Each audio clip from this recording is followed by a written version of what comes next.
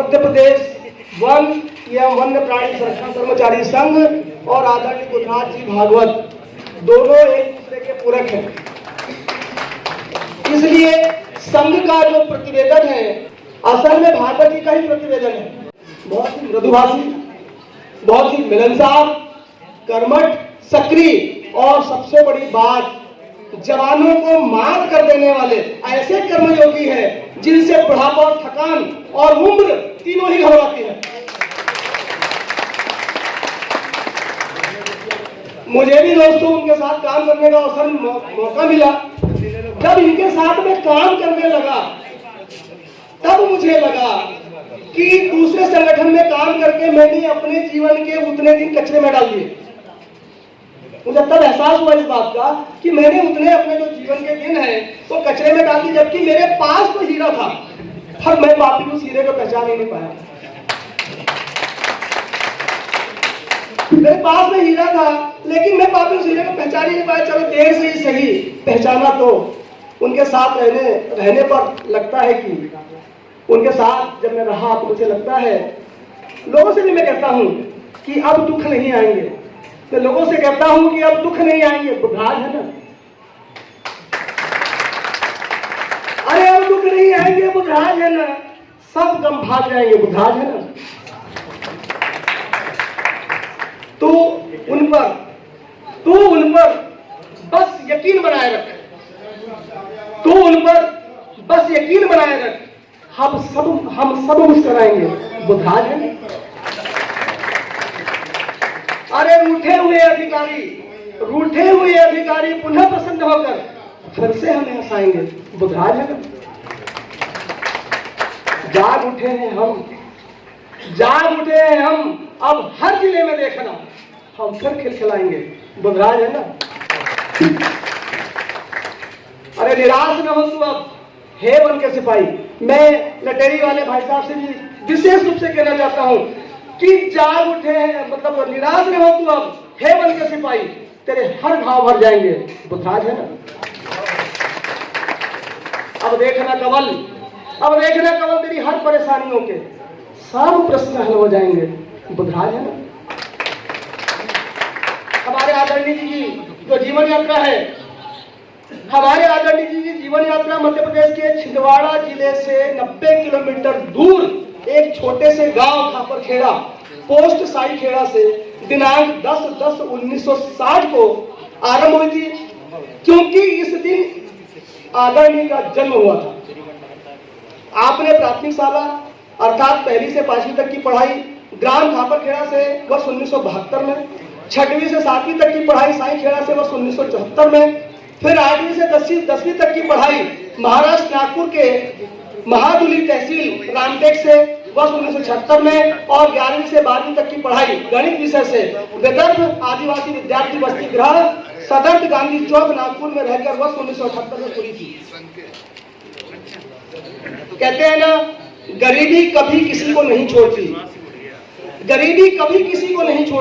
वही आपके साथ भी हुआ। आर्थिक परेशानियों ने आपको मजदूर बनाकर लोहे की सरिया बनाने वाली रोलिंग फैक्ट्रियों में धकेल दिया। वहां आप सरिया बनाने का फैक्ट्री में काम करने लगे।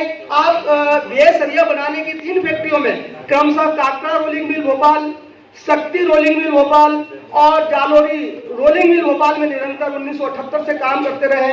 यहाँ पर आपने टर्नर का काम सीखा और बाद में टर्नर हो गए। इसी बीच जनवरी 1983 में आपका विवाह हो गया और दिसंबर 83 तक लगातार आप फैक्ट्री में काम करते रहे। दिसंबर 83 में आपको वन विभाग में मुख्य वन संरक्षक सतपुड़ा भवन भोपाल के पास इंग्लिश लॉन्ग हैंडर के रूप में काम मिला। यहां से सफर शुरू होता है भावनाओं का। जो खोया है उसका गम नहीं, अरे जो खोया है उसका गम नहीं, जो पाया है वो किसी से कम नहीं। जो खोया है उसका गम नहीं, जो पाया है वो किसी से कम नहीं। जो पास नहीं वो ख्वाब है, पर जो पास है वो तो लाजवाब है। वन विभाग में सोच कर आए, आदरणीय अनुरोध चाहता हूँ थोड़ा देर मेरे निवेदन को देखिएगा। कि वन विभाग ने सोच कर आए बस अगले मोड़ पर सुकून होगा, चल जिंदगी थोड़ा सा और चलते हैं। उस समय एकीकृत मध्य प्रदेश हुआ करता था, कर्मचारियों में ताकत बहुत हुआ करती थी। उस समय एकीकृत मध्य प्रदेश हुआ करता था, कर्मचारियों में ताकत बहुत हुआ करती थी। उस समय यदि हड़ताल हो जाती थी तो सरकारें कांप जाया करती थी। वन विभाग में मध्य प्रदेश वन रक्षक संघ काम करता था। प्रचार माध्यम सभी लोग जानते हैं, मंचा सिंह जितने सारे लोग हैं कि उस समय ये क्योंकि आप ही लोगों ने उठाया था सारी चीजों को, इसलिए मैं आपके समक्ष सादर प्रस्तुत कर रहा हूं कि वन विभाग में मध्य प्रदेश वन रक्षक संघ काम करता था। प्रचार माध्यम आज की तरह सशक्त नहीं थे, इसलिए लोग इस संगठन को ज्यादा जानते नहीं थे। श्री राम मूर्ति पांडे आदि इस संगठन के नेता थे। ये संगठन केवल देखिए दोस्तों, ये संगठन केवल सामान्य वन मंडलों में काम करता था। इन्हें वन्य प्राणियों से भरे राष्ट्रीय उद्यानों, सामाजिक वानिकी, कार्य आयोजना, प्रशिक्षणशालाओं और उत्पादन के वन मंडलों में कार्यरत कर्मचारियों से कोई लेना देना नहीं था। जैसे ही आपको इंग्लिश लॉ भेंडर की नौकरी मिली तो आपने मजदूरी छोड़ दी और वन विभाग के काम में रम गए। इस काम में आप सीसीएफ द्वारा लिखाए गए हिंदी इंग्लिश नोट्स को अंग्रेजी में अनुवाद करके टाइपराइटर से, आपका काम था टाइपराइटर से उस अंग्रेजी अनुवाद को करके टाइप करके देना पड़ता था। आपको हिंदी और इंग्लिश दोनों टाइपिंग में महारत हासिल थी। दिनांक 7/9/84 को आपको गेम गार्ड बनाकर रायपुर वन्य प्राणी वन मंडल के उदंती परिक्षेत्र में की नागेश बीट में गेम गार्ड यानी बीट गार्ड बनाकर भेजा गया। वहीं पर आपने सभी गेम गार्डों के डरे डरे से चेहरे, घबराई हुई सी आवाज, चेहरे में हमेशा चिंता की लकीरें और तनाव।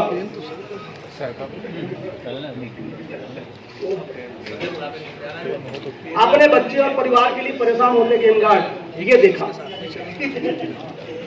साथियों, थोड़ी देर आपसे अनुरोध है कि आप थोड़ा देर शांति बना रखें। उनके चेहरे में हमेशा चिंता की लकीरें और तनाव, बच्चों और परिवार के लिए परेशान होते गेम गार्ड ये देखा। ये चेहरे आपको आंदोलित करने लगे। आपने पहले डर को देखा नहीं था, इससे पहले डर को देखा नहीं था, तो भोपाल में रहते थे तो डर ये जानते नहीं थे। आपने डर को देखा नहीं था, इसलिए आप इन्हें बड़े विचित्र निगाहों से देखते। कई बार तो बड़े ही विचित्र निगाहों से देखते। कई बार आप इस डर का कारण ही समझ नहीं पाते थे। जब आप उनसे पूछते तो लोग आपको अपनी परेशानी बताने से डरते थे। इन गेम गार्डों के मन का डर आपके मन को विद्रोही बनाने लगा। किंतु उसी बीच बांधवगढ़ राष्ट्रीय उद्यान में स्थित गेम गार्ड की वन्य प्राणी प्रशिक्षणशाला ताला में अक्टूबर 1985 को आप गेम गार्ड का प्रशिक्षण प्राप्त किया।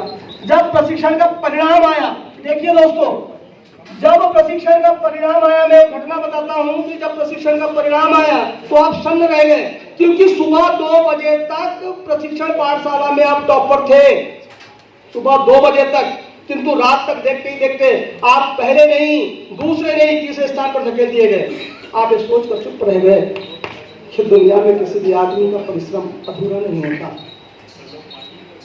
कि दुनिया में किसी भी आदमी का परिश्रम अधूरा नहीं होता, लेकिन हर किसी का यहाँ दोस्त सपना भी पूरा नहीं होता।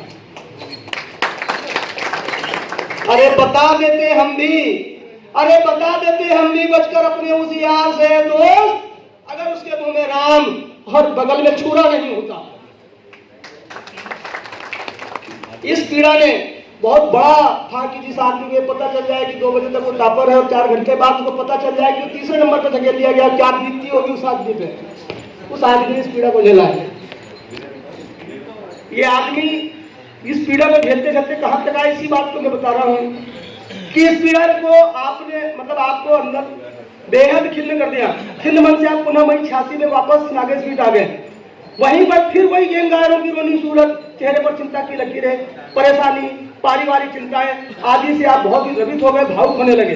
वर्तमान की जो मिलिट्री की ड्रेस है वो चितकबरी ड्रेस, जो उस समय आपकी भी ड्रेस हुआ करती थी, वो आग बुझाते बुझाते सफेद हो जाया करती थी।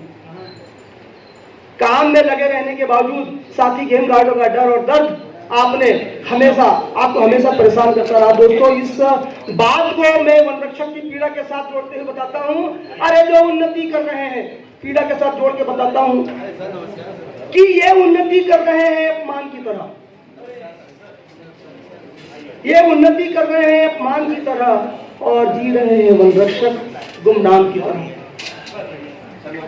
ये उन्नति कर रहे हैं अपमान की तरह और जी रहे हैं वन रक्षक गुमनाम की तरह। न कोई लाभ न सुरक्षा के साधन है, न आत्मरक्षा करते हैं ये इल्जाम की तरह।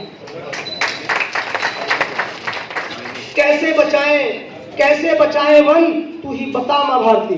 अरे कैसे बचाएं वन, बता तू ही बता मां भारती। रोज खाते हैं ये पत्थर इनाम की तरह, रोज खाते हैं पत्थर इनाम की तरह। कहते हैं ना कि हम जैसे लोगों में एक रहमान कीड़ा होता है। हम जैसे लोगों में रहमान कीड़ा होता है साथियों। वो कीड़ा जब जो दूसरों को दर्द में जब देखता है ना, वो कीड़ा हमको काटता है और बिना सोचे समझे निकल पड़ते हैं उसकी मदद करने के लिए। हम उसके परिणाम नहीं सोचते। यही हाल आपका था। साथियों की परेशानी से आप भी परेशान रहने लगे। तब आपकी अपनी उम्मीदें, जो आज लोग बोलते हैं ना कि मैं बीट में फलाना, मैं सर्किल में ढिमका, मैं सर्किल में ऐसा, मैं रेंज में ऐसा। हमारे बहुत सारे साथी होते हैं, किसको सुख नहीं है कि यार उसका भी एक अच्छा सा मकान हो। किसको नहीं लगता कि उसके बच्चे भी विदेश जाए, बहुत अच्छा पढ़े लिखे, किसको नहीं लगता। पर साथियों, जो रहमान कीड़ा होता है ना, वो बहुत खतरनाक होता है, सब चीजें करने नहीं देता। जिस दिन आदमी का दर्द देखने लग जाता है तो उस समय सब चीजें गौड़ हो जाती है। तो इन्होंने अपनी वो सारी खुशियां, ये भी कमा सकते थे, ऐसा नहीं कि नहीं कमा सकते थे। साथियों कमाते ही होंगे, ये भी कमा सकते थे, ये भी बाउचर कर सकते थे। मैं भी बढ़ सकता हूं, मैं भी सर्किल या रेंज ले सकता हूं, कर सकता हूं, पर हम नहीं कर पाते हैं। हमारे साथी बैठे हैं सामने, दोहरे जी, ये भी कर सकते हैं पर नहीं कर पाते हैं। वो रहमान कीड़ा। तो वो जो तकलीफ है, वो जो तकलीफ कि कभी पीछे नहीं हटे, कभी पीछे नहीं हटे हम तुम्हें बलवान बनाने। जो आज बीटों में और वहां पर जो है ना रेंजों में जो काम कर रहे हैं कि कभी पीछे नहीं हटे हम तुम्हें बलवान बनाने में। लो त्याग दी सारी ख्वाहिश से तुम्हें सम्मान दिलाने।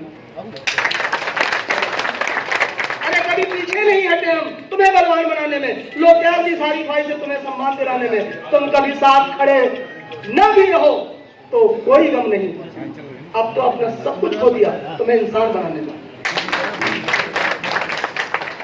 किंतु इसी बीच 1987 को ये ट्रांसफर होकर वन विहार राष्ट्रीय उद्यान भोपाल आ गया। उस समय तक वन रक्षक संघ वन कर्मचारी संघ में तब्दील हो चुका था। भोपाल में आते ही आपने संघ की सदस्यता लेकर इस संघ को बताया कि गेम गार्ड को वन रक्षक नहीं माना जा रहा है, तो आप लोगों की तकलीफों पर इस संघ ने कोई संज्ञान नहीं लिया। जब इस संघ ने कोई संज्ञान नहीं लिया, तब आपने इस संघ, फिर भी उसके बाद भी आप इस संघ में सक्रिय कार्य करता रहे। कौन से संघ में? वन कर्मचारी संघ। किंतु वहां प्रतिसाद नहीं मिलने के बाद आप उस समय उसमें भी काम करते रहे और अन्य संगठन एक और काम कर रहा था, मध्य प्रदेश तृतीय वर्ग शासकीय कर्मचारी संघ। उसमें भी ये 1987 में संबद्ध होकर उनके रजिस्ट्रेशन पर अपने सामाजिक वानिकी और राष्ट्रीय उद्यानों के कर्मचारियों की समस्याओं के व्यापक हल के लिए मध्य प्रदेश वन एवं वन्य प्राणी संरक्षण कर्मचारी संघ का गठन किया।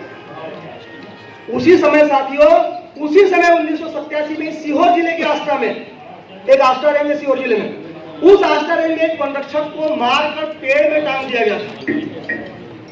तो उस समय वहां रेंज में विनोद सक्सेना नाम के दबंग रेंजर पदस्थ हुआ करते थे। वे भी उन रेंजरों की तरह वन कर्मचारी संघ के सदस्य थे। उस समय रेंजर एसोसिएशन नहीं था, वो दोनों कंबाइंड थे, सब एक ही वन कर्मचारी संघ के सभी लोग सदस्य थे। इस मामले में जब उसको टांग दिया गया था, उस वन रक्षक को टांगने पर वहां पर हड़ताल की गई, जिसमें आप भी शामिल हुए। कर्मठ होने के कारण ये संघ में ज्यादा प्रसिद्ध हो चुके थे। आप ज्यादा प्रसिद्ध हो गए थे, इसलिए हड़ताल की जो अधिकांश व्यवस्था है वो आप देखते थे हड़ताल 1 माह 3 दिन चली। 1 माह 3 दिन छोटी मोटी अवधि नहीं होती दोस्तों। 1 माह 3 दिन में क्या क्या नहीं झेलना पड़ा होगा, और संगठन के भीतर रहकर इन्हें झेला। श्री राममूर्ति पांडे जी उस संगठन को लीड कर रहे थे। जब लीड कर रहे थे और संगठन के भीतर ये काम कर रहे थे, उस समय मोतीलाल जी वोरा उस समय प्रदेश के मुख्यमंत्री हुआ करते थे। तो जो समय मुख्यमंत्री हुआ करते थे तो वो पांडे जी से इस मामले में वो उनके घनिष्ठ संबंध बन गए। और क्या हुआ उसके बाद, जब आंदोलन काफी दिन चला तो वहां पर प्रदेश जो हमारे प्रशासन से शासन से बात करने के लिए 2 लोगों को नियुक्त किया गया, जो डेलीगेशन बनते हैं। उस डेलीगेशन में 2 लोग थे, एक श्रवण मिश्रा करके एक वन रक्षक था, आप लोगों को मालूम है। श्रवण मिश्रा वन रक्षक थे और हमारे आदरणीय, ये 2 लोगों का नाम डेलीगेशन के लिए नियुक्त किया गया। उस डेलीगेशन में इनको और प्रसिद्धि न मिल जाए, ये और फेमस न हो जाए, इसलिए उन्होंने क्या किया, राममूर्ति पांडे ने रातों रात उस आंदोलन को वापस लिया और बिना किसी शर्त के, बिना किसी बात के आंदोलन वापस हो गया। इससे ये स्वाभाविक शॉट लगेगा कि डेलीगेशन नियुक्त हुआ, बात नहीं हुई और आंदोलन वापस हो गया। अब यहाँ जो थी ये जो घटना थी, ये घटना खुद को आजमाने की थी, खुद से संकल्प करने की थी कि हवा से कह दो, खुद को आजमा के दिखाए। अरे हवा से कह दो, खुद को आजमा कर दिखाए। पहाड़ चिराग बुझाती है, जरा एक दिया तो जला के दिखाए।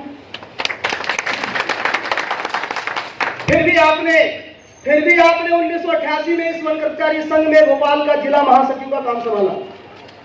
1988 में जिला महासचिव का काम संभाला। भोपाल में होने के कारण ही जैसे आज मुहारे जी चर्चित और प्रसिद्ध है, उसी प्रकार आप भी अपने संगठन के अलावा वन कर्मचारी संघ और मध्य प्रदेश तृतीय वर्ग के शासकीय कर्मचारी संघ में भी काम करने लगे थे। इसी वर्ष 1988 में जब आपको पता चला कि रायसेन के उबैदुल्लागंज में रातापानी में एक शेर मर गया और उसके लिए वहां पर पदस्थ वन मंडल अधिकारी श्री बर्मन साहब ने 8 कर्मचारियों को निलंबित कर दिया।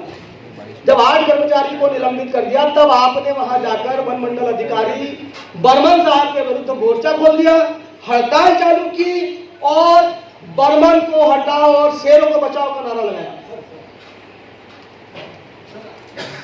मैंने पहले भी बताया था कि उस समय हड़ताल के बहुत मायने हुआ करते थे।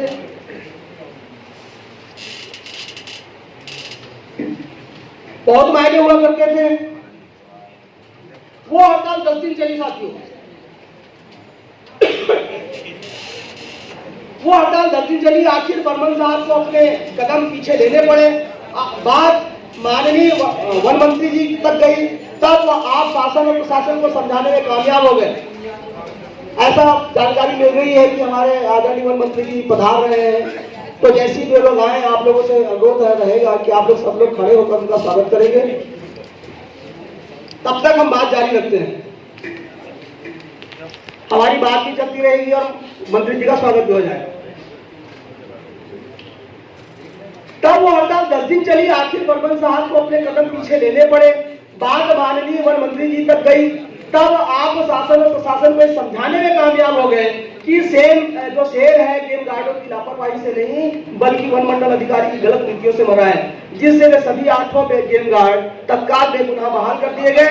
ये आपका 28 साल की उम्र में किया गया पहला स्वतंत्र आंदोलन था,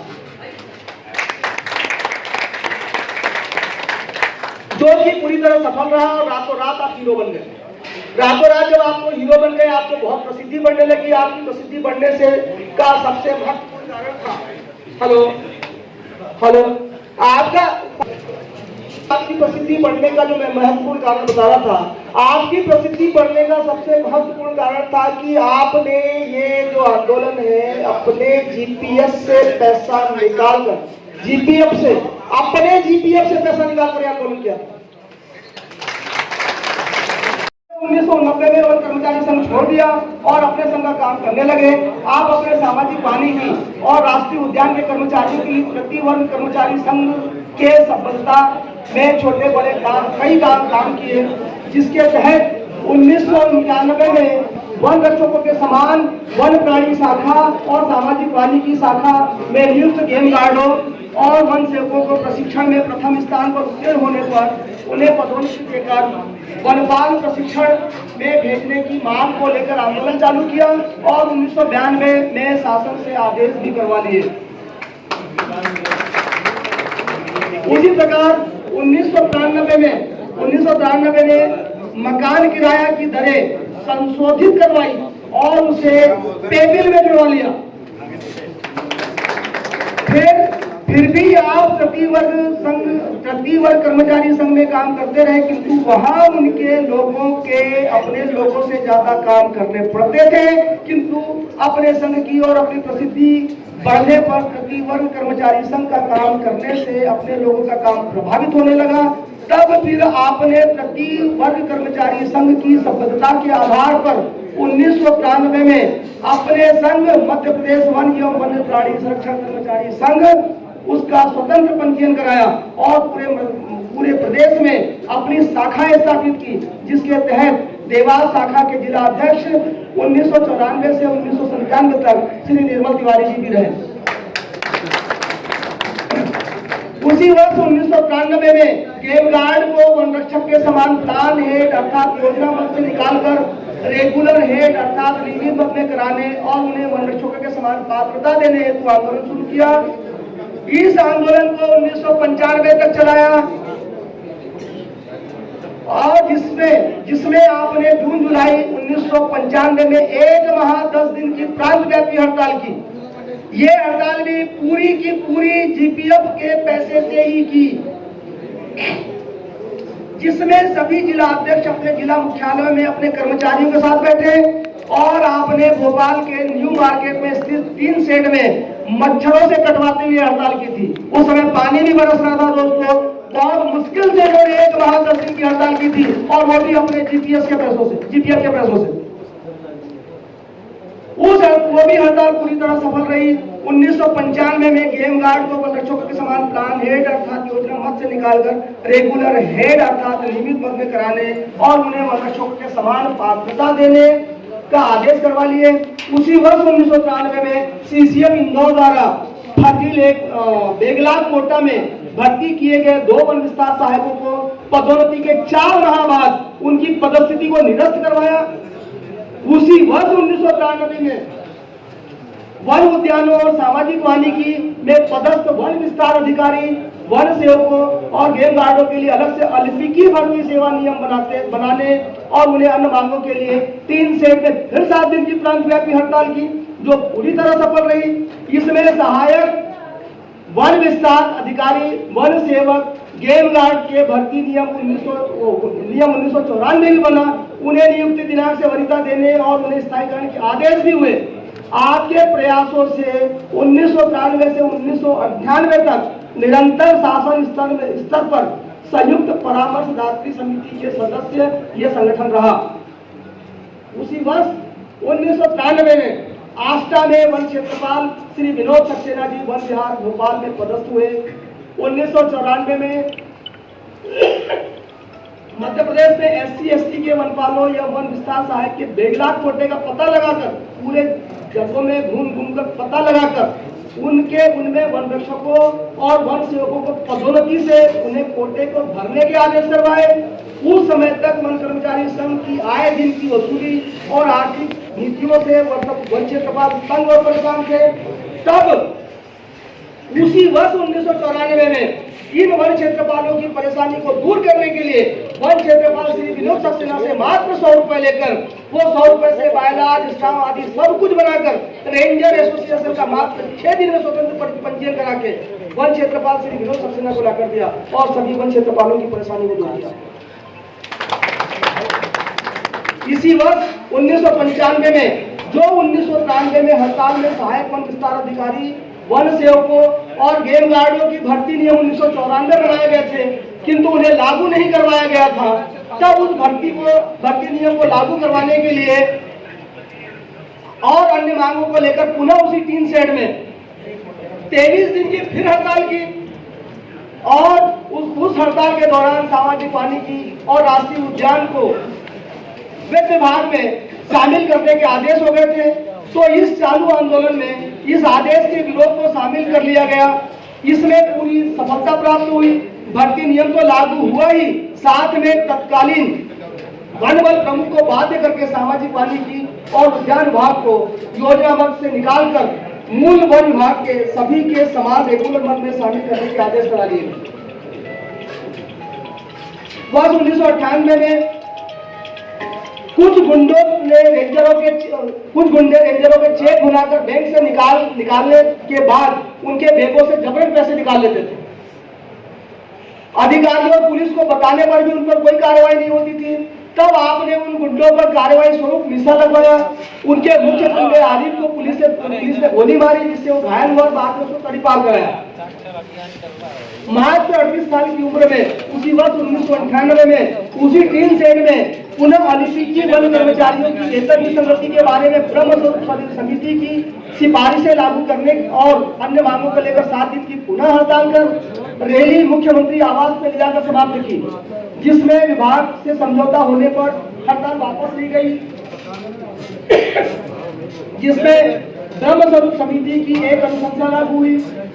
इसी बीच 1998 में मैदानी वन अमले को अधिकारियों द्वारा अनियमित आवास आवंटन के विरुद्ध लगातार लड़कर निर्माण मद के अनुसार आवास आवंटन के स्पष्ट आदेश कराए। वर्ष 1999 में राष्ट्रीय उद्यान और अभयारण्यों में पदस्थ वन कर्मचारियों के लिए विशेष वेतन भत्ता वृद्धि के लिए 1993 से किए जा रहे पत्राचार से परिणाम न निकलते थे। तत्कालीन मुख्यमंत्री से प्रथम विभागीय समीक्षा 1994 के बिंदु क्रमांक 12 पर ध्यान आकर्षित कराकर उनके लिए विशेष वेतन भत्ता वृद्धि के स्पष्ट आदेश कराए और इसी वर्ष 1999 में फिर से इस भत्ते को और वृद्धि करने हेतु शासन ने प्रस्ताव भिजवाया। वर्ष 2008 में के पूर्व वन शहीदों के परिवार को 1 लाख रुपए मिलता था।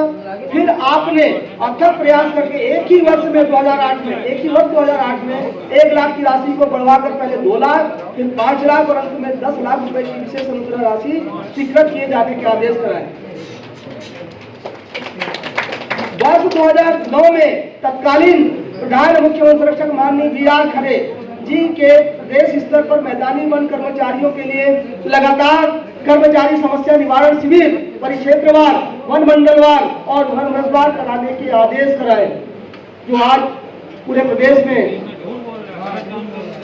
जो कर्मचारी समस्या निवारण शिविर होता है वो आगरणी के कारण होता है। और वन इसी वर्ष 2009 में उप वन क्षेत्रपाल से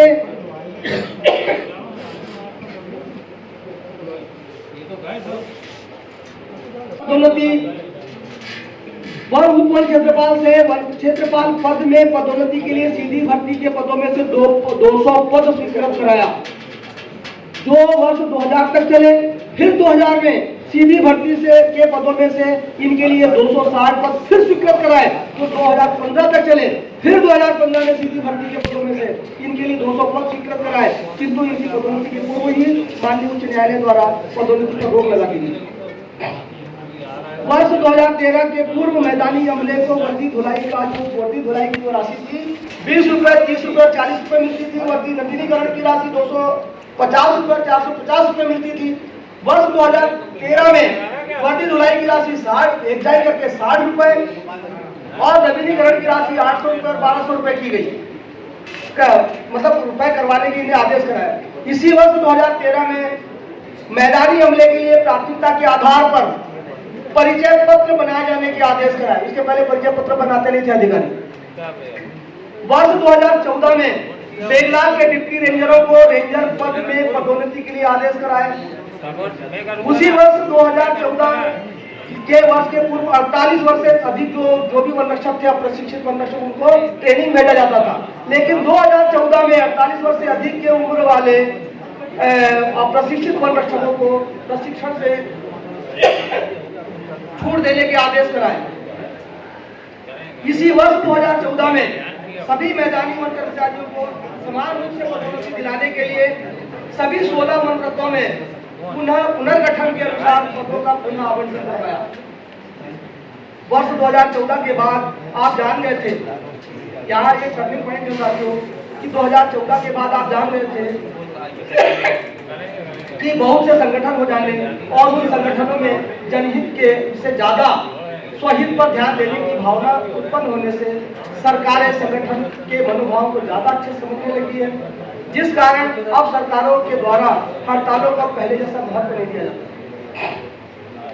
वे ये भी समझ गए थे कि अब सरकारें हड़तालों के प्रति दमन का ज्यादा इस्तेमाल करती हैं, जिसमें हड़ताली कर्मचारियों का वेतन रोकना, हड़ताल अवधि को कार्य अवधि नहीं मानना आदि करने लगी है। फिर हड़ताल अवधि के वेतन के लिए या उस अवधि के कार्य अवधि को मारने के लिए फिर से नया आंदोलन करना।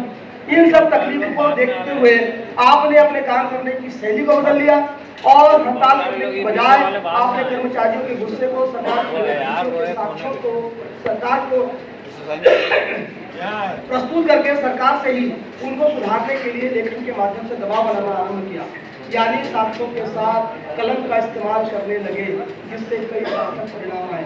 वर्ष 2018 में सभी लोग जानते हैं, इसको ज्यादा बताने की आवश्यकता नहीं है कि वर्ष 2018 में वन कर्मचारी संघ द्वारा आहूत हड़ताल का परिणाम और असर दोनों आप पहले से ही जानते थे, इसलिए आपने मौन धारण करके अपनी मौन सहमति दी, किंतु उस हड़ताल का परिणाम वही आया जो आप पहले से ही जानते थे। 14 दिन की हड़ताल सफल होकर समाप्त कर दी गई, कर्मचारियों का वेतन रुक गया, तब फिर कर्मचारी ने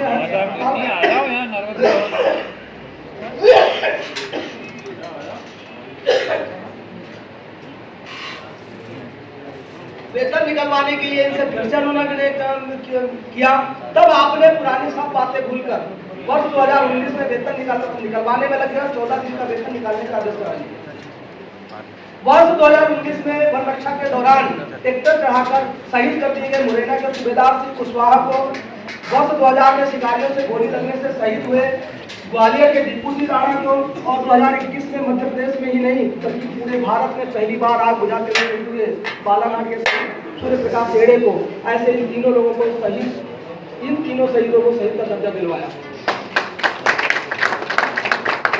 वर्ष 2016 में माननीय उच्च न्यायालय के आदेश से रुकी पदोन्नति में 2021 में माननीय न्यायालय के आदेश से 1916 के पूर्व के डीटीसी ने पदोन्नति से वंचित वन रक्षकों और वनपालों को पदोन्नति के आदेश कराए, जिसमें 2021 और 2022 में भोपाल, बालाघाट, बैतूल आदि जिलों में बहुत मात्रा में वन रक्षकों और वनपालों को पदोन्नति दी गई। इसी वर्ष 2022 में रेंजर एसोसिएशन का सहयोग लेकर आपके नेतृत्व में लटेरी की घटना पर प्रांत व्यापी आंदोलन किया गया, जिसमें प्रत्येक जिला मुख्यालय से रैलियां निकालकर बंदूक या पिस्तौलें जमा की गई। ये आप सभी लोग जानते हैं। इसके अलावा ये तो हो गए इनके काम, जो काम इनके अधूरे रह गए, जो पेंडिंग है, जो हमारे नए प्रांत बनेंगे, मेरा उनसे अनुरोध है कि उस काम को बहुत विस्तार से करेंगे। सबसे पहले तो हमारे सामने लटेरी की घटना है। लटेरी की घटना का काम काफी आगे बढ़ चुका है। लटेरी की घटना को हम बहुत योजनाबद्ध तरीके से कर रहे हैं। इसमें हमने जो किया हुआ है कि वन कर्मचारी संघ का मतलब वन कर्मचारी का नाम बदलकर वन पुलिस करना और सीआरपीसी में भारी बदलाव करके वन क्षेत्रों में होने वाले सभी प्रकार के अपराधों की एफआईआर वन अमले द्वारा लिखना और वन अमले द्वारा अपराधियों को माननीय न्यायालय में चालान प्रस्तुत करने का अधिकार मिलना। ये वाले काम के हम ज्ञापन वगैरह सारी चीजें दे चुके हैं। लगभग सीआरपीसी का भी जो काम है वो भी लगभग पूर्ण होने जा रहा है। दूसरा जो हमारी बड़ी महत्वाकांक्षी योजना है, वन रक्षक का स्केल 2400 रुपये, वनपाल का 2800 रुपये, वन क्षेत्रपाल का 3600 रुपये और वन क्षेत्रपालों का 4200 रुपये। ये महत्वाकांक्षी योजना भी वहाँ पर अभी लंबित है। ठीक है। दूसरा, वन रक्षक को नियुक्ति दिनांक से समयमान वेतनमान दिलाना, ये भी लंबित है। उसके बाद समस्त वन अमले को पुलिस के समान 13 माह का वेतन, पोषण आहार भत्ता, वर्दी धुलाई और नवीनीकरण भत्ता देना है। और जो अगली महत्वपूर्ण योजना है, साथियों, बीट प्रथा समाप्त कर वन चौकी प्रथा को लागू करना। अगला है केंद्रीय वेतनमान की ग्रेड पे भी समिति को समाप्त करना। ये हमारी महत्वाकांक्षी योजना है।